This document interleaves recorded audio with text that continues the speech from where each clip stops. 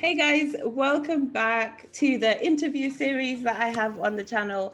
I am so excited today to have someone called Brittany Martinson, the one and only. I'm pretty sure if you've been around for a while, you have seen me speaking about her, mentioning her a lot. This is the person, the lady, the female, the Brittany that helped me so much when it comes to my self-love journey, when it comes to my self-confidence and self-mastery and just owning it, like really doing your thing and stepping into your power and working towards being a sovereign being. So when I was like, Brittany, would you come to my channel? And she was like, of course. I was like, yay. So I really hope you enjoy this. And I am going to pass over to Brittany to just tell us a little bit about you and who you are. Oh, thank you. So first of all, it is a joy to be here. It's been a joy to watch you grow since I've known you. So thanks for inviting me along on your life journey. And then of course on here, on your interviews, I'm excited that you thought of me. About me, my name's Brittany, and I work in corporate America, startups mostly, but a lot of my friend group and the people in my circles are always telling me about how I help them find self-love. And so I thought, okay, that's cool. That's good to know. That's a great gift to give the world. And so I took a year off and I built a course. And now I'm getting back into work, but I spent a lot of time just building this a program to help women love themselves. And at least that's what I hope the outcome is. Mostly it's just my journey. And it's like I like to think of it as I'm just turning a light on and you'll see what you'll see. I don't think anyone would take mine or any other person's roadmap as the only way to whatever your destination is at the time, be it self-love or worthiness or confidence, because every path is different. And so just, take the bits that resonate with you and leave the rest. You'll find your own path, but take help where you can along the way. I love that. I love that. Take the bits that resonate, and every single bit in that course resonates. I have done it myself. And I'm like, oh no, I want to rewatch it, re-listen to it. I want to, we'll go into the course in a minute. But I have not read Brittany's sweet intro, which I'm going to read right now. Okay. Brittany Martinson is a woman who has overcome childhood abuse, rape, homelessness, body dysmorphia, orthorexia, a traumatic natural disaster, being stranded on an island, and PTSD. Today, Brittany is happily living in a woman's body. Yes, happily. Insert heart emoji. She has been a founding member of executive, no, I'm going to start that again. She has been a founding member or executive of a four, huh? Why can't I read it? Okay. She has been a founding member or executive of four multi-million dollar startups, has multiple streams of passive income, and works in a state of flow, never sacrificing her health. Brittany has a fantastic relationship with men, resulting in a vibrant sex life, lovers spanning the globe, and friends and mentors who protect, cherish, and adore her. She's here to share her secrets rooted in an unconventional take on self love. You did great. You crushed it. You really did. Thank you, Brittany, for bringing joy into my life. Yeah, I'm just glad I got to make you smile multiple times. Like, as far as bios goes, I say that's a success. Win, win, win. Yeah, so, exactly. thanks for that. As you guys heard, Brittany has definitely been through a lot. And so, my first question is going into as much detail as you want, but can you tell us a bit about your journey to self love? So, where you started from and why you went into the self love space, or how you got into exploring self love, if that's the right way of saying it. I'd say it wasn't an intentional decision, like I'm going to now learn how to love myself. That wasn't something that I thought about. It was mostly just realizing at one point in my life that I was attracting a lot of drama. All of those things that you read off are all things that I take responsibility for. And I can see that choices led to them, led to those experiences happening.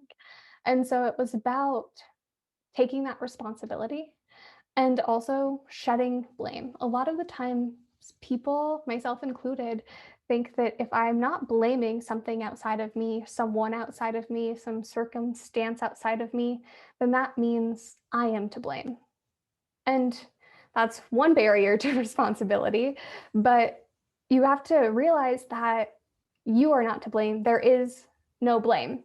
No one has to be at fault for your life experiences. You just have to realize that they're your choices and you're attracting them into your life. So I would say, to succinctly answer your question, there was a lot of drama along the way. There was rape, homelessness, natural disasters, eating disorders, but I needed to take responsibility for those things and shed all of the blame and just recognize that in order to advocate for my victimhood, I would have to step out of my power, out of my agency. And as long as even one tiny part of me believed that the world was doing it to me, the world would do it to me. So whether you accept it or not, you are 100% the creator of your reality, 100% accountable to everything that happens to you. And you can, choose to sleepwalk through life, or you can decide to be in a moment of constant creation. And that was a big milestone for me on my journey. That's massive. And I have seen, I spent some time, I lived with Brittany for a month. Thank you for hosting me at that time. And I really saw the process, some of the process that you were going through. And I can say Brittany does the work. So one of the questions that often come up for me, you mentioned about how you noticed that you were attracting that drama and attracting those things about you. So you had to really take ownership and stop playing blame or being the victim. So if someone goes, how did I manifest all this drama and how can I stop doing it? What would be the first step you would share with them? Okay. So first, I would say, okay, maybe you are not responsible. You aren't to blame for terrible things that have happened to you. You didn't choose to, I don't know, have a stutter at 2 years old, okay?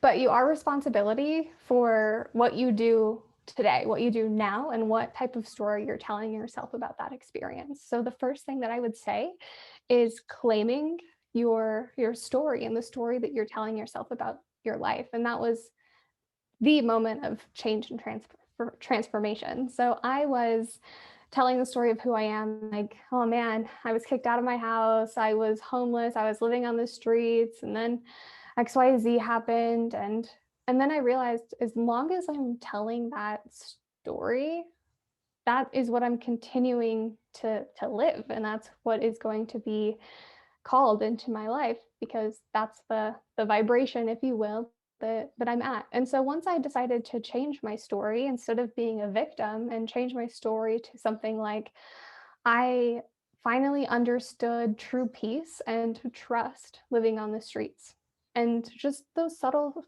switches. And it's not which story is absolutely true, it's which story is in alignment with where I want to go. And then once you start telling that story and identifying with that, then that's where you'll go. You won't be tied to your past. I love that. I really, really love that.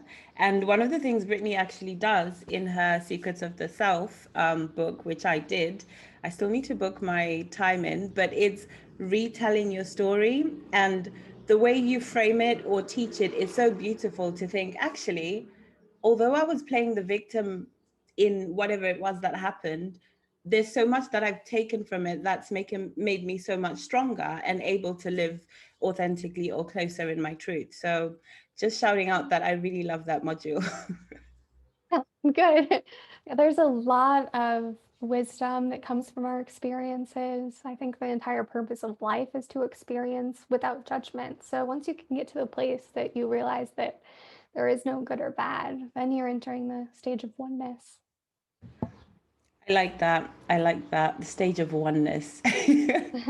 You just mentioned the purpose of life, which is one of the Yeah. questions I actually had for you. So, do you feel like you have found slash are living your purpose? Oh, yes. I'll start with the first half. I do feel like I found my purpose. You know, I would go so far as to say life's purpose, but not really. Like, if it doesn't resonate with you, then it's not your purpose. But I think it would be really helpful to back up a little bit and talk about my world, a little bit of my worldview, because that would help color the answer. So I like to think of life or the story of creation as I was born a candle in the sun. So I'm born completely made out of light, right? But I don't know what else exists outside of light, because there is only light around me. I'm in the sun. There is only light. So if I say to source, God, creator, sun, truth, whatever you want to call it, how do I experience myself or know myself as light? And the response is, well, then you have to go into darkness. And then it's only in the darkness that I can experience myself as light. The sun is gone. It's just me and my light surrounded by darkness. And so I choose, yes, cast me out into the darkness. And that's what I view life as, is we're choosing to come here for a human experience, to have the only purpose in all of life is for us to have experiences and to experience our fullest glory. There is nothing else. And the wonder of this purpose is that it's never ending. And if you think about it, that's a good thing, because then an ending, an end to something, is a limitation. And a limitation, and we're not made of limitation. We're limitless. So Mm-hmm. there just comes a, I think another good example of that is if you think about a time that you met a goal or have experienced yourself in your fullest glory, in that instant, you will immediately imagine an even greater glory to fulfill. And I think sometimes we look at that and think like, oh, why is it never good enough? Why do I always want more? As soon as I pay off my mortgage, I decide I need a new car. It's just there's always more. And that's because we're limitless. When the more that you are, the more you can become. And the more you can become, the more you can yet be. Ah, do you think you could be a poet as well? I mean, I guess we all could. So in that sense, yes, we get to be whatever we choose. I haven't chosen that yet, but who knows what the future holds. Okay, let me rephrase. Brittany, please become a poet. Okay. Just in case you were waiting for that invitation, because you said that so Got it. beautifully. Oh, thank you for saying that. Okay, so I don't want to go off tangent too much because I have specific questions. So I'm reading, if anybody thinks, where am I looking? Okay, so why do you think, I know you've touched on this a little bit, but why do you think self-love is important to living in our truth? I think it would be helpful to think about what self love is, because self love by itself, love in any form, and truth have a really symbiotic relationship. So if you think that like self love encompasses two Wait, of the Brittany, most, I'm sorry, yeah, I'm just going to interrupt you, but what does symbiotic mean? oh, I mean, you know me, symbiotic. I'm not very good with big words. So Well, in as case long as you anybody continue else watched, telling yourself that story, you won't be. I know, affirmation. But you're right. No, it's a really good point. Symbiotic just means that they work hand in hand. They're cyclical. We can't really have one without the other. So does that answer your question? Yes, it does. Thank Yeah. you. Please carry on. Okay. Okay. So self love encompasses two of the most elusive concepts in all of human history. If you think about the concept of love, for example, questions like what is love? Why do we love? Who do we love? How do we love? These are questions that psychologists, biologists, philosophers have been asking since the beginning of time, and these questions are still being asked today. I don't think that we've answered them. So love is the obvious enigma. But then you think about the self, which is also something that's incredibly mysterious and the part of self-love that I think gets compromised because most people focus on the love bit. But when you think about everything that self-love is thought to be, things like self-worthiness, self-confidence, self-acceptance, the core of all of these things is the self. And so self-love at its core is to experience the truth of who you are. And then that just will be love. Love is a byproduct because, spoiler alert, you are love. Love is less of an experience and more of a state. So I guess I like to think of it like truth without love is brutality, and love without truth is hypocritical. So you can't really have one without the other. Wow, Mm. I didn't think of that at all. I didn't think of it like that, but I absolutely love the way you're saying it. So essentially, self-love is not an element of living in your truth, but instead your truth and love is what makes self-love. No? The truth of who you are is love. So yeah, they're all interwoven in the tapestry of who you are and existence. They're all threads in that mosaic. So yes, to reiterate, self-love is really just experiencing, and I do mean experiencing because there's a fundamental difference between knowing something and experiencing it. So self-love is experiencing the truth of who you are. That's it. But that's simple, but not easy because there's so many layers of what we put on over who we think that we are. We have our thoughts about who we should be from our family, from society, from culture. We have the multiple masks that we wear over our true selves. But once you strip all of that away, all you are, all that's left is love. I love that. Any tips on how to start stripping away that, that veil of who we think we are based on family, society, and everything else?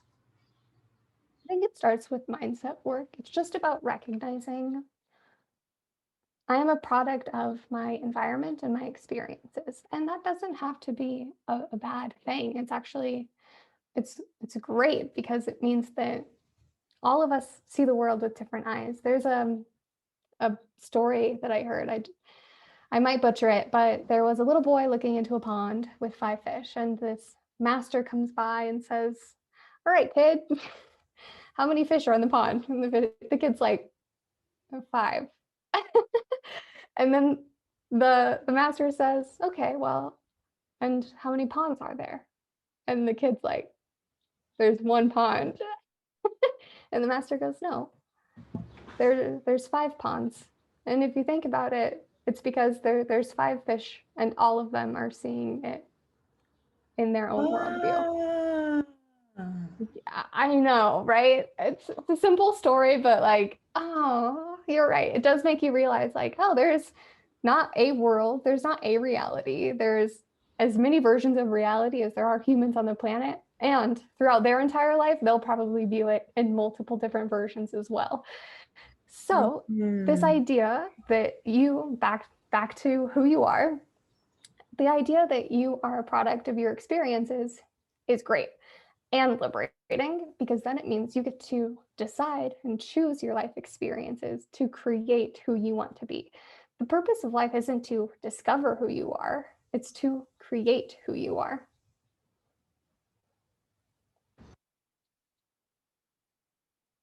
You're muted, and I love you. The purpose of who you are. I like that. And I love you too, by the way.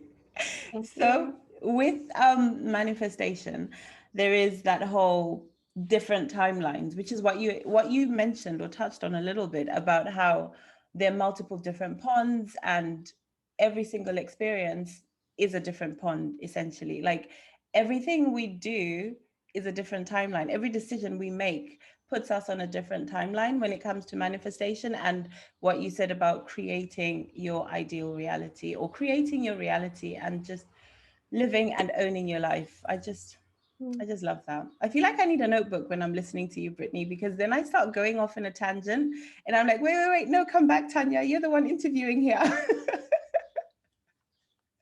Well, it's recorded, so I mean, you can always take notes after. Thank you for reminding me. I definitely will do that. Okay, so with self-love, right? This buzzword that's going around. Do you have any self-love habits or routines that you can share that you do, or that you know are helpful for someone who is at the beginning of their journey? Yeah. So the thing about this whole self-love journey is that it's not linear. It's cyclical. I keep coming around to the same ideas over and over again and seeing them with more depth every time. And so I think that a key to all of that is, and this is actually my favorite part, because as far as a path goes, it's, I think, the best one, but it's literally just chase what feels good. If you think about how feelings are the language of the soul, then when you feel good, that's your soul's way of saying, hello, this is who I am. And and a lot of the times we judge what feels good to us because we think that that is not evolved or not spiritual enough or not what's valued in society or what have you. But no one ever evolves through self-denial. No one becomes a better person because they're denying themselves what they want. Usually that's exactly where you will be stuck on your evolutionary path. So chase what feels good, because feeling good is like an internal navigation system. It's a way to know that your last word was truth, your last thought was wisdom, and your last action was one of love. And that will take you on a wild journey, a much wilder one than I could prescribe for you here today. When you say it, you make it seem like it's so simple. Do you think, well, I know you said it's, what did you say? You said it's simple but not always easy, which Yes. is very true. But I, I'm not sure everybody would agree with that. Personally, I agree with it. I think it is simple, and usually you often have options that you can simply decide whether it's a yes or no and move on to the next one.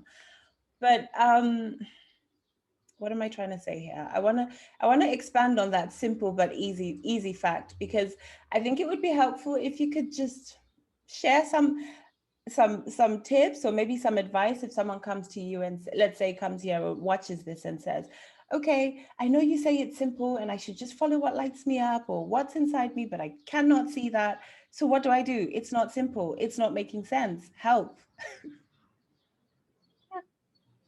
Okay, so I think that a good example of this is, like, let's say one of the hard parts about it, of chasing what feels good, is that a lot of other people have already lived life and gone through experiences and have decided through their experiences what like the highest path is. And they love you and they want you to just take their advice and run with it. But the core of spirituality is going through experiences to create your own conclusions. So, like, let's say my parents, right? They go through life, they have a bunch of experiences, and they come to the conclusion that this is going to blow your mind, monogamy is the highest level of relationships. Okay, I'm a young kid. I'm like, oh, well, I'm not a kid. Okay, I'm young. I'm younger than I am today, but old enough to be having sex. And I'm just like, that does not feel good to me. The idea of being tied down to someone, that doesn't feel good to me. But it's going to be hard to chase what does feel good to me: polygamy, open relationships, et cetera, friends with benefits, like all these things that I wanted to try. But to do that, I had to think about, okay, the stigma tied to all of these things. I had to think about the disappointment my parents will feel, that I'm a black sheep of the family, you know? And so, like, that's what I mean by it's simple. I know what I want, but it's not easy because regardless of what decisions you're making, someone is going to disagree with them. Hmm. And so, and that is tough because as humans, our core instinct is to survive, and we do that by being in community with groups. So we feel like we'll be ostracized if we are outside of the group or uh, abandoned. So we do what other people say is best. But at that point, we stop evolving. So back to my example, I try all of these things, and the only way I can evolve through them is when a new thought emerges about who I am, because what feels good is just a declaration of who I am at the time, but that is always changing. So I do an open relationship until that doesn't feel good to me. And today I sit before you all about monogamy, but in a way that doesn't tie me down anymore. Ah, your face. Sorry. Like, okay, for me, next, like that's exactly what I want to try next. And I can see the beauty in it, but I'm coming at it from a place of like, I've evolved to that. Whereas if I just jump straight to that without having gone through the experiences that I wanted or that felt good to me at the time, then I would never feel and experience the beauty and power that monogamy has, because I would just be choosing it for the wrong reason and feel stuck there. So a good way to see how far you've evolved is to figure out what feels good to you right now. And if something's not feeling good, even though you maybe know it's the right answer, be rest assured that you might make your way back to it, but from a much healthier place once you go through what feels good to you. I like that. I like that. And it's interesting because I've been going through that journey of just everything in life in terms of re rebuilding or rediscovering what brings me joy. The question that you taught me, what brings you joy? And just honestly, little things like what textures do I like? What colors do I like? What do I like to look at? What kind of people do I like to speak to? And it's almost like, I guess you could say, almost like being born again. You know, but as an adult this Yeah. time, where you have choices, where you can make the decisions and start building your picture and just having fun, which is the, I believe, is the whole purpose or the whole reason why I'm here, to just enjoy life, have fun, and follow what lights me up until it doesn't light me up anymore. Yeah. I like Yeah, that. because then something else will, and that means you've evolved. Hmm. So here's Yeah. another question for you. When it comes to the Okay. evolving piece and, you know, stepping into the new you or the different you or trying new colors, what, you know, as you know, I think I've messaged you about this before, it can be quite lonely when you get there, you know, when you are rediscovering, recreating, redesigning who you are. Any tips or any advice you can share about when it gets lonely and you don't have a tribe anymore, what you can do? Every next version of you requires changes and shedding, and usually those include shedding people that are no longer at that stage anymore. And everything, life is a pulsation, everything is in flux. They might be at the stage you're at again eventually, or maybe not, but it's when you're first stepping into a new stage of life or experiencing the next version of you, it can be very lonely because you are shedding the things that no longer serve you, and you're kind of in like a limbo period. You might be shedding a job, you might be shedding friends, relationships, habits. And it's just about being comfortable there, because you will attract your next tribe. Like, you're a magnet. You attract where you are. And so when you're shedding something, it's because something bigger and better is really coming your way. And I believe that. I know a lot of skeptics and critics say things like they're always waiting for the next shoe to drop and see these as negative experiences. But I believe that you have to fully give up the good things in your life in order for the great things to come along. You can't hold on to good until great comes along, because it never will. You have to make space and room in your life for that. And that is where growth happens. That can be really, really scary, but always worth it. I agree, and I can see it that, you know, great does come when you make that space. I can see the manifestations in my life. I mean, I'm in Greece at the moment. Come on. Yeah. I'm friends with Brittany. Come on. The list is endless. My dating life is amazing. Come on. Yeah. You know, but it's all Nice. about making that space and sitting in that lonely space, I think was the thing that really slowed me down, not slowed me down, but that I had a lot of difficulty with, getting used to being lonely and not calling it bored. Because what do you think actually about loneliness and boredom in terms of how they feel? Do you think they're similar? Is there any way of knowing whether I'm bored because I don't have any exciting passions, or I'm lonely because I'm making space for greater things? Well, only you know for you because it's different for everyone. I'll say like in terms of boredom as a concept, that there's two ways that I think that it works, or you can engage with it depending on the way that you engage with life. So the first is if you're a single focused human, which is a person that is very focused on something always and blocking everything else out. Usually that's men, but there's women that are very single focused as well. Then boredom just means that you haven't found something worthy of your attention yet, and that's okay. Bored as a woman or as someone who is really diffused awareness, someone that's constantly aware of everything going on around her. Boredom is more like, for me, when I'm bored, I think it's because I'm not paying attention. And that's okay. Like sometimes you just need to zone out, and that can be really healthy for rejuvenation and resting. And so being comfortable in boredom is good, and being comfortable and lonely is good. And if you ever don't want to be bored, just start paying attention, getting curious. If you don't want to be bored, start paying attention. It's true though. it's it's not a dig on boredom. Like, if I'm not saying if you are bored, you're not paying attention, and you should be paying attention. I'm saying if you're bored and you need to take a break from all the stimulus in your life, great, do it. If you're bored and you don't want to be bored, then simply just pay attention to the smallest things. Be very conscious about what's going on in your life. Literally, the simplest things, when given conscious engagement, can be profound, and you'll step right out of boredom. Yeah, I remember I just had a flashback of when you were doing the mindful eating thing and talking me through it, or like, it would just be like you were eating your food and just staring into space, and I must have said something like, "Are you okay? Do you want company?" Or I assumed you were bored because you were just staring into space, and you were like, "No, just mindful eating," and I was like, "What on earth is she on about? She's weird."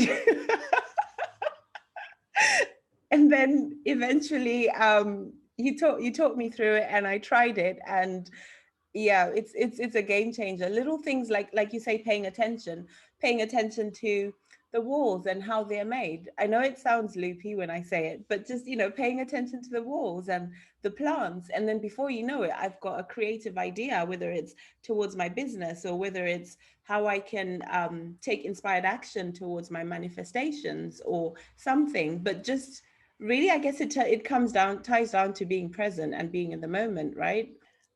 Hey guys, so the Wi-Fi cut me off, and I got kicked out.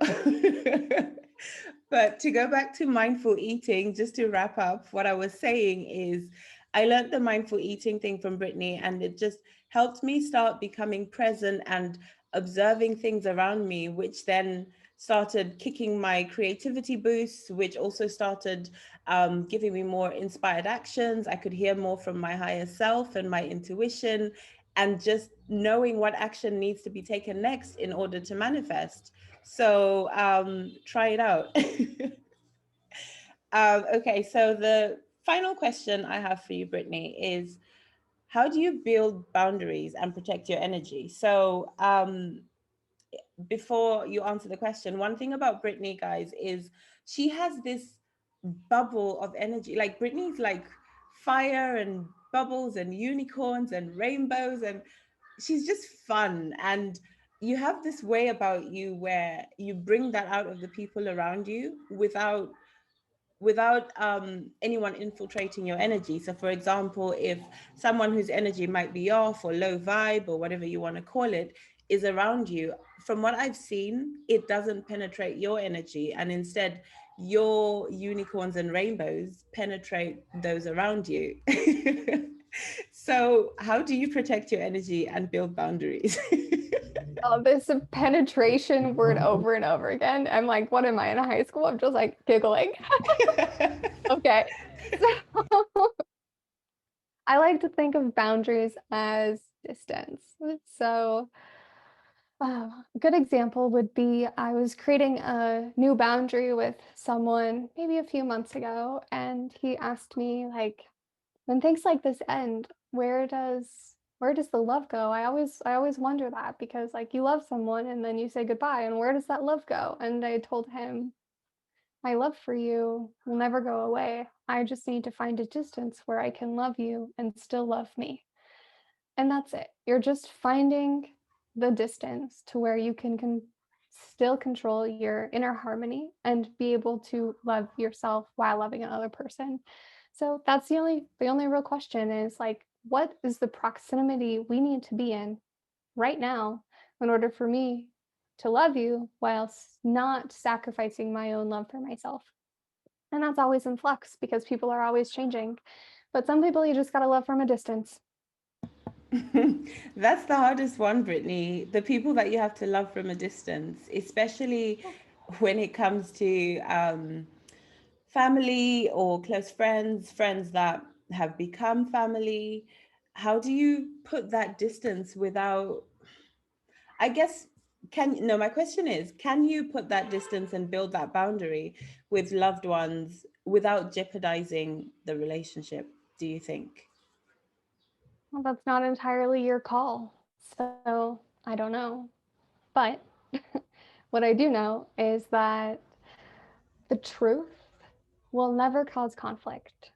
So a lot of people, when they're really getting into like, I'm finally going to speak my truth, it's brutal and it's hurtful. And the thing is, that's not the truth.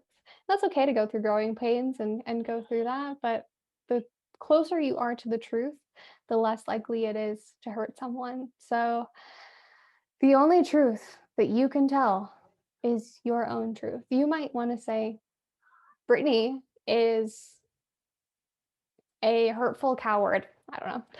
And you know it's not the truth because it can be argued with. I certainly might have another opinion, and maybe someone else will want to stick up for me. I don't know. But so then something that could be closer to the truth is you could say, I have been upset by Brittany. Okay, I can't argue with that. I have no jurisdiction over how to color your experience. And sometimes the reality is we're the villain in someone else's story and we have no control over that and we don't get to devalidate their experience. So that's closer to the truth. An even closer version to the truth would be something maybe along the lines of, I fear the parts of me that are brought out when I'm around Brittany. I can't argue with that Mm, at all. So mm. when I say you deliver your truth in in the best way, and by the best way, I don't mean how clearly, I mean how fully, how honestly, how compassionately, how lovingly, and how close it is to the core truth, the truth of you. And then you have no control over how someone else takes your truth. All you can control is how it's delivered, which leaves no room for brutal truth, hurtful truth, half truths. It's just the whole truth, the full truth, and nothing but the truth. It's just truth, full stop. Yeah, that end. I love that, that whole, I fear the parts of me that come out when I'm around Brittany. Wait, I butchered that, but what you said there No, you did it. was phenomenal. Oh, that's so great. Thank you, Brittany. Okay, so I have questions Oh, numbered 1 to 27, and I invite you to pick a number between 1 and 27. 15. 15. What's invisible? I can't speak. What is invisible? What? What is invisible, but you wish people could see it? Oh, wow. I think, oh, what is invisible that I wish people could see? So the first thing that came to my mind is everyone's thoughts. What if you could just see them? But then I thought, like, how disruptive that could be, because where are they going to go? That's a lot of space it's going to fill, and it's going to really disrupt the scenery of the world. So that seems like it's too much. And then I thought, energy. What if we could see energy? But we can. Mm-hmm, If you mm-hmm. put in some work, anyone can see energy. So it's, I feel like a bogus wish because it's possible, but maybe I wish that it was not something you had to work towards, but maybe there's a reason you have to work towards it. But for the sake of just the question, I'm going to say I wish that was really natural and easy for people to see one another's energy. Mm, I like that. Yeah. I'm a little bit the same. When the question came up, I was like, emotions. Mhm. If only we could Wait. see one another's emotions and feelings and see love. Yeah. And then I'm like, wait, maybe we can see love, but maybe we have to work towards it. How can we make that easier? Yeah, so many questions. No time to Yeah. get bored. Exactly. Okay, cool. So, Brittany, before we Yeah. round up, I will ask another cheeky question, but do you want to just plug anything, for want of a better word? What, like, tell us a little bit about your course, where they can find you, what it's about, your ebook, absolutely anything that you want to share. Yeah, sure. So I have a course on self-love, and it's actually pay what you want. So you choose your subscription model, and then you have full access to it immediately. You can see all of the lessons. And it's 101 lessons. I think the most comprehensive course on self-love ever created. And that's it. If you're interested, I think Tanya can put a link somewhere. Yep, the link will be in the show notes, as well as a link to your Instagram, which is very inspiring. If you're thinking, I'm not sure if I want to do this, even though I enjoyed that interview, check her out on Instagram because you share a lot of thought-provoking content, which can give a bit more of an idea of the book as well. I believe you have Yeah. the ebook. Yeah, I have a book. Yeah, I have it. If you're on the sales page of my course, it'll pop up in I think 30 seconds or so. But yes, thank you. So, Brittany, that final question is, how do you celebrate? How do I celebrate? Mm-hmm. Oh man, I like to have experiences. I like to go big. I like picnics. I like anything an animal's involved in, like a picnic cuddling with a baby cow, which I'm doing tomorrow. A baby So that'll cow, like COW. yeah. Yes, they're like just big grass puppies. They're so cute. Please send me footage of that because I can't, like, I'm trying to picture you Like, how cuddling a does that baby work? cow, and I'm just seeing you like on top of the cow's back, kind of. I don't even know how big they No. are, but please send me footage. Okay, I will. They're cute. Okay, I'll send you. Okay, I Send like you that. pics. Yeah. So what about on a smaller scale of celebration? Because I'm very much for, oh, for Pete's sake, this fucking internet. You're not frozen. Oh, am I still here? Where's Brittany? I can't. Where are you? Oh, there you are. Wow. Hilarious. Everything just went off my screen, so I thought, oh God, I. Oh, my face hurts from laughing so hard. Oh gosh. Okay. I was just about to say bye. Oh, that threw me off completely. Um. Oh, smaller celebrations. So Right. I'm not even gonna take that off. I'm gonna leave that because I can't cut that out of the video and explain it. So that's what happened. So to come back in terms of celebration, smaller celebrations. So for daily wins and stuff, I'm very big on celebrating. Do you have any other ways you celebrate small wins? I don't have that mapped out or set in stone. I feel like everything that I do is almost a celebration. I don't like doing things if I don't want to do it, which it sounds very privileged, and I recognize that, but I think you can find, oh, there's a quote. Before you find enlightenment, you wash the dishes.